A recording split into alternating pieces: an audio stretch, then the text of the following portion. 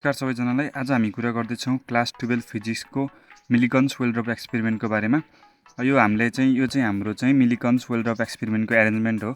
यसरी चाहिँ एरेन्जमेन्ट गरिन्छ। यो सबै 3D सेपमा हुन्छ। यहाँ हेर्दाखेरि हामीले कपीमा बनाउँदाखेरि 2D भए पनि यहाँ चाहिँ हाम्रो एटमाइजर छ। यो भनेको कस्तो भन्दाखेरि हामीले पर्फ्युमहरू लगाउँछौँ होइन, अनि त्यो कोलिनहरू त्यो हामी स्प्रे हान्छौँ नि हामीले, त्यो चाहिँ यो हो होइन।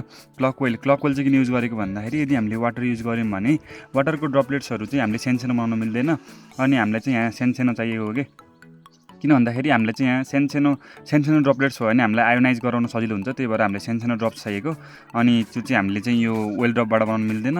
अनि चाहिँ वाटर चाहिँ इभ्यापोरेट पनि हुनसक्छ एक्सपेरिमेन्ट गर्दा, अनि त्यस्तो गर्दाखेरि मास कन्सट्यान्ट हुन्न, अनि एक्सपेरिमेन्टमा इररहरू आउनसक्छ। त्यही भएर हामीले क्लक ओइल युज गऱ्यौँ। यहाँबाट एक्सरे पठाउँछौँ। यहाँबाट गएको यो ओइललाई चाहिँ यहाँ एक्सरे किन पठाएको भन्दाखेरि चाहिँ कहिले यत्तिकै फ्रिक्सनले पनि आयोनाइज हुन्छ होइन, कहिले चाहिँ फ्रिक्सनले आयोनाइज भएन भने चाहिँ यो एक्सरेले आयोनाइज गर्छ भनेर हामीले चाहिँ यहाँ राखेका हुन्छौँ होइन। अनि विन्डो 2 भयो, यो विन्डो 1 अनि विन्डो 3। अनि विन्डो 2मा चाहिँ लाइट किन पठाएको भन्दाखेरि चाहिँ हामीले एक्सपेरिमेन्ट हेर्नको लागि चाहिँ लाइट चाहिन्छ नि त, केही कुरा भिजिबल हुनको लागि चाहिँ हामीलाई लाइट चाहिन्छ नि त। त्यही भएर चाहिँ हामीले यहाँबाट विन्डो 2बाट लाइट पठाउँछौँ। अनि विन्डो 3बाट हेर्छौँ। यहाँ चाहिँ माइक्रोस्कोप हुन्छ, विन्डो 3मा माइक्रोस्कोप हुन्छ नि। हामीले चाहिँ यहाँ माइक्रोस्कोपबाट चाहिँ हामीले यो एक्सपेरिमेन्टलाई हेर्ने हो, अब्जर्भेसन लिने हो। अनि हाम्रो चाहिँ यहाँ एउटा यसको चाहिँ भेलोसिटीले तल झरिरहेको सपोज गरेको छौँ हामीले होइन। अनि यहाँ चाहिँ डबल वाल च्याम्बर हुन्छ। यहाँ चाहिँ यदि इन्सुलेटेड हुन्छ, बाहिरपट्टिको धेरै इन्टरफेरेन्स नआओस् भनेर बाहिरबाट। अनि प्लेट ए र प्लेट बी छ। प्लेट ए चाहिँ पोजिटिभ टर्मिनलमा कनेक्ट भयो ब्याट्रीको, अनि यो चाहिँ अर्थिङ गरे होइन, यसलाई लिएर गएर तल अर्थिङ गरे, अरू केही गरे होइन। यति हो चाहिँ हाम्रो एरेन्जमेन्ट चाहिँ यति हो। यति बुझ्यो भने अब सजिलो हुन्छ अलि। यो हाम्रो एक्सपेरिमेन्टको मेन एम चाहिँ के हो भन्दाखेरि चाहिँ हामीले चाहिँ कति एउटा इलेक्ट्रोन छ, इलेक्ट्रोनको चार्ज चाहिँ कति हुन्छ भनेर पत्ता लगाउने हो। त्यो लगाउनको लागि हामीले चाहिँ दुईवटा केस चाहिँ हामीले गर्नुपर्छ होइन। यहाँ चाहिँ सुरुमा यत्तिकै अब oil drop under gravity alone मात्रै गरेर पनि पुग्दैन, अनि इलेक्ट्रिक फिल्ड मात्रै गरेर पनि पुग्दैन। यो दुइटालाई कम्बाइन गरेर चाहिँ हामीले गर्नुपर्ने हुन्छ एक्सपेरिमेन्ट। त्यही भएर हामीले चाहिँ डेरिभेसन पनि यो दुइटैको गर्नुपर्ने हुन्छ। अब दुइटैको डेरिभेसन हेरौँ कसरी हुन्छ।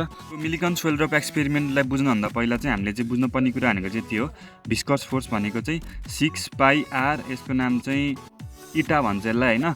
यसको सिम्बल यो इटाको सिम्बल हो होइन, तर यसलाई अब एन नै भन्न मैले बुझ्नको लागि लेख्नलाई चाहिँ यस्तै लेख्नुपर्छ होइन। अनि यो भेलोसिटी है। अब यसलाई सम्झिने तरिका चाहिँ के छ भन्दाखेरि चाहिँ छक्का पार नाच भाइ, छक्का पार नाच भाइ। अब क्रिकेटमा छक्का हानेर नाच्यो भन्ने सम्झिनु है। भोल्युम अफ स्फियर त सजिलो कुरा भयो, 10 कक्षाबाट पढ्दै आएको कुरा। अब हेर्नुहोस् है, अब डेन्सिटी अफ ओइललाई चाहिँ हामीले यहाँ चाहिँ रोले डिनोट गरिरहेको छौँ, यस्तो सिम्बल हुन्छ। अनि हामीले डेन्सिटी अफ एयरलाई चाहिँ सिग्माले डिनोट गरिरहेको छौँ। अब पछि बुझ्ने बेला एक्सपेरिमेन्ट गर्ने बेला के आयो जस्तो हुनसक्छ होइन। त्यही भएर पहिले यसको यति कुरा चाहिँ हामीले अब पहिला चाहिँ यसलाई नोट बनाएर लेखिने हुन्छ पहिला होइन। अब हेरौँ है, हामीले चाहिँ मैले दुईवटा कन्डिसन लाग्छ भने थियो, एउटा ग्राभिटीमा, एउटा चाहिँ इलेक्ट्रिक फिल्ड भएको बेलामा चाहिँ हामीले दुईवटा कन्डिसन स्टडी गर्नुपर्छ, अनि बल्ल चाहिँ हाम्रो चार्ज डिटरमाइन गर्न सक्छौँ भनेर मैले भनेको थिएँ है। अब motion of the oil drop under the gravity alone हुँदाखेरि चाहिँ हाम्रो यो चाहिँ ओइल ड्रप भयो। अनि चाहिँ तलपट्टि चाहिँ हाम्रो ग्राभिटीले इफेक्ट गरेकोलाई चाहिँ डब्लु मान्यौँ होइन। हामीले यहाँ W weight of the oil drop मान्यौँ। आर भनेको रेडियस यहाँ दिइरहेछ। टर्मिनल भेलोसिटी चाहिँ अब ग्राभिटी भएपछि त थोपा त तल झर्छ नि त, ग्राभिटी मात्रै भएपछि त तल झर्दैन नि होइन। न्युटनको स्याउ झरेर तल झर्छ होइन। अनि चाहिँ अब टर्मिनल भेलोसिटी भयो तलपट्टि हुन्छ, अनि अप्थ्रस चाहिँ जहिले पनि माथिपट्टि लाग्छ नि त। अनि भिस्कस फोर्स चाहिँ हाम्रो चाहिँ यो एउटा कुरा सम्झिनुपर्छ। के सम्झिनुपर्छ भन्दाखेरि चाहिँ भिस्कस फोर्स चाहिँ जहिले नि हाम्रो टर्मिनल भेलोसिटी जता त्यसको ट्याक्क उल्टो लाग्छ कि भिस्कस फोर्स। यो सम्झिनुपर्छ एकदमै। यो इम्पोर्टेन्ट पोइन्ट होइन, मान्छेहरू झुकिने भनेको यहाँ हो। अब इक्विलिब्रियम कन्डिसनमा के हुन्छ भन्दाखेरि टोटल अपवर्ड फोर्स भनेको टोटल डाउनवर्ड फोर्स हुन्छ अरे। अब हेरौँ है, टोटल अपवर्ड फोर्स माथिपट्टि लागेको फोर्सहरू के हो। एउटा चाहिँ फोर्सहरू मात्रै होइन है, भेलोसिटी होइन। अब फोर्स भनेपछि चाहिँ एउटा अप्थ्रस भन्ने एउटा फोर्स हो, अनि भिस्कस नि फोर्स हो, अनि वेट। यति हो नि त हामीलाई लागेको त। अब हेरौँ है, तलपट्टि लागेको चाहिँ यसलाई इक्वेसन 1 मानिलिउँ अहिलेको लागि होइन। यहाँसम्म आइसक्यो नि त होइन। यु भनेको यो चाहिँ हाम्रो यताबाट निकालिसक्यौँ होइन। अब हेरौँ है, यो एफएस भनेको त भिस्कस फोर्स हो। मैले भिस्कस फोर्सलाई सम्झिने के भनेको थिएँ, छ पार नाच भाइ, यो सम्झिनु भन्थेँ नि मैले होइन। अब वेट भनेको त के हो, एमजी हो। अप्थ्रस नि एमजी नै हुन्छ होइन। अब यिनी दुइटालाई डिफ्रेन्ट दिँदैथ्यौँ, एउटालाई M1 एउटालाई M2 दिँथ्यौँ है। अन्त थाहा डेन्सिटी भनेको के हो, डेन्सिटी भनेको त हामीलाई थाहा मास बाई भोल्युम होइन, मास भोल्युम हो नि त। भनेपछि मास भनेको के हो, डेन्सिटी इन्टु भोल्युम हो। भनेपछि अब त्यही रिलेसन ल्याएर राखौँ होइन। डेन्सिटी अब यो चाहिँ ओइल ड्रपको डेन्सिटी त मैले यो भनेर सम्झिने भन्थेँ है। यो चाहिँ रो अनि अब भोल्युम भनेपछि भी लेखिदिउँ, अनि जी चाहिँ यहीँ छ होइन। अब यतापट्टि चाहिँ माइनस छ, अब मास अब यो चाहिँ एयरको हो भनेपछि एयरको लागि के छ एयरको डेन्सिटीलाई मैले के सम्झिनु भन्थे यो चाहिँ सिग्मा भयो सिग्मा अनि भोल्युम भयो अनि जी है भयो यो चाहिँ हामीले v कमन लियौँ v g कमन आयो यो माइनस यो रह्यो है हामीले भोल्युम भनेको के भन्थे 4/3 पाई r क्यूब अनि g भयो यो चाहिँ यस्तै छ है अब यहाँ के कट हुन्छ कट गरिदिउँ यो कट भयो यो कट भयो है यो कट भयो यो कट भयो 2 भन्यो है स्क्वायर अब के कट हुन्छ यो कट भयो 3 भन्यो यो कट भयो 2 भन्यो अब के भन्नु चाहिँ हामीले चाहिँ रेडियसलाई एक्लै बनाउनु पर्यो है रेडियस चाहिँ हामीले खास निकाल्न खोजेको सुरुको अब के सम्झ्यौँ भन्दाखेरि सुरुकोबाट रेडियस निकाल्न पर्छ भनेर सम्झ्यौँ कि अब हेरमै रेडियसलाई एक्लै बनाउँदाखेरि के हुन्छ हेरमै एनभी छ 3 जान्छ यो 3 लाग्यो है अनि 2 तल आउँछ 2 तल आयो अनि यो माथि जान्छ यो जीवन तल आयो अब यो डेन्सिटी यो तल आयो एकदम गरिन 7 मिलियन है हैन त्यो तल आयो अब यता आइसक्नु रह्यो है आइसक्नु रह्यो अब यतापट्टि के भयो 3 3 9 भयो 9 यो अनि यो जस्ता कस्तो लेख्छ भन्दै हैन 2 को 2 नै छ जी नै छ डेन्सिटी माइनस यो सजिलो छ है सम्झिनु एकदम ल यसलाई चाहिँ आर लेखेको यति कुरा सम्झ्यो भने चाहिँ अब यतिसम्म आइयो हैन हामी यति भने चाहिँ हाम्रो फर्स्ट कन्डिसन भइयो अब यो आरलाई चाहिँ हामीले पछाडिपट्टि काम लाग्छ कि हाम्रो आरको इलेक्ट्रिक फिल्डको इन्फ्लुएन्स गर्दाखेरि काम लाग्छ त्यही भएर हामीले आर निकालेको यति निकालेर यसलाई चाहिँ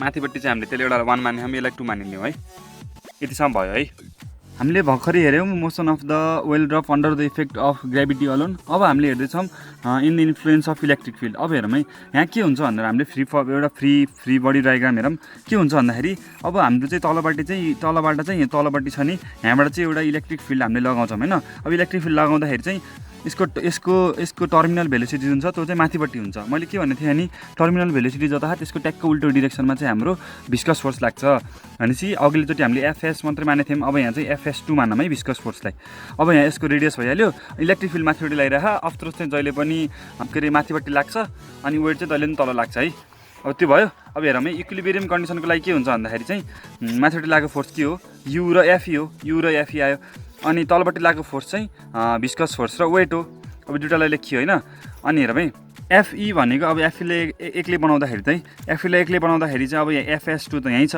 अब वेट माइनस यु भयो यो यु चाहिँ यता आयो है अनि डब्लु माइनस यु भनेको हामीले अघि नै के भनेछौँ भन्दाखेरि चाहिँ डब्लु माइनस यु भनेको म देखाइदिन्छु है हामीले अघि नै डब्लु माइनस यु भनेको एफएस1 हो भनेर मानिसकेको छौँ है भनेपछि त्यसलाई अगाडि लिएर डब्लु माइनस यु भएको ठाउँमा एफएस1 राख्न मिल्यो अब हामीले इलेक्ट्रिसिटीमा के पढिसक्यौँ भन्दाखेरि चाहिँ इलेक्ट्रिक चार्ज भनेको चाहिँ हाम्रो क्यु इन्टु ई हो भनेर हामीले पढिसक्यौँ है अब एफएस2 भनेको चाहिँ अब हामीले त्यही सम्झिने हो कि मैले भने नि 6 पार नाच भाइ अब यो S2 को लागि भनेपछि यसलाई V2 राखिदिउँ हैन अनि यसको 6 पार नाच भाइ अब हेरौँ हामीले क्वान्टाइजेसन अफ चार्जबाट के पढेको Q भनेको चाहिँ हाम्रो N इन्टु E हो नि त क्वान्टाइजेसन अफ चार्ज भनेर त हामीलाई थाहा नि त यसको एउटा एप्लिकेसन सोध्यो भने यसको एप्लिकेसन एउटा मिलिकन ओइल ड्रपको एक्सपेरिमेन्ट भनेको क्वान्टाइजेसन अफ चार्ज पनि भन्न मिल्छ हैन अब E भयो E ले यतापट्टि डिभाइडमा लगाइदिउँ अब यी सबलाई कमन लिदिउँ है 6 पाई r n त कमन छ नि त सबैमा अब Q भनेको N भयो अब E चाहिँ तल आयो नि त भनेपछि E लाई तल राख्दिउँ हैन यहाँसम्म सबै ठिक छ है हजुर मैले अहिले नै भनिसकेँ E को भ्यालु खास निकाल्न खोजेको नि त हामीले E लाई एक्लै बनाइदिउँ हैन भनेपछि 6 पाई n v2 प्लस v1 भयो है अपन n तल आयो n E भयो r भनेको चाहिँ हामीले अघि निकालिसक्यौँ के हो भन्दाखेरि r भनेको के हो भन्दाखेरि चाहिँ हामीले अघि नै 9/2 अनि इटा v1 upon delta rho minus sigma j निकाल्छ ल है अब यति आयो अब यही हो हामीले डेरिभेसन सकियो अब यति गरेपछि डेरिभेसन सकियो यति लेखेर अब ल्याङ्ग्वेज लेख्यो भने कति मार्क्सको क्वेसन आउँछ त्यही अनुसारले फुल मार्क्स पाइन्छ हामीले है र भिडियो मन परेमा लाइक शेयर एन्ड सब्स्क्राइब गरिदिनु है साथीहरूलाई शेयर गरिदिनु see in the next video